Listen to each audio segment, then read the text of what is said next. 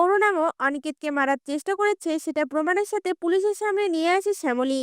এমনটাই দেখতে চলেছেন কোন গোপনে মন ভেসেছে ধারাবাহিকে।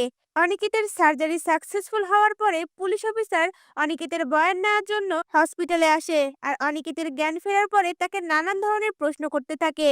তখন অনিকেত শ্যামলী সহ জোড়াবাড়ির সবার সামনেই পুলিশ অফিসারকে সকল ঘটনা খুলে বলে। অনিকেত বলে ওঠে, আমি যখন গাড়িতে উঠেছিলাম তখন থেকে আমার মনে হচ্ছিল গাড়িতে কোনো সমস্যা আছে। কোনোভাবে ব্রেকটা লাগছিল না। এরপর দুজন মহিলা আমার গাড়ির সামনে চলে এলে তাদেরকে বাঁচানোর জন্য আমি বারবার ব্রেক চাপতে থাকি। এরপর আমি কন্ট্রোল হারিয়ে গাছের সাথে ধাক্কা খাই।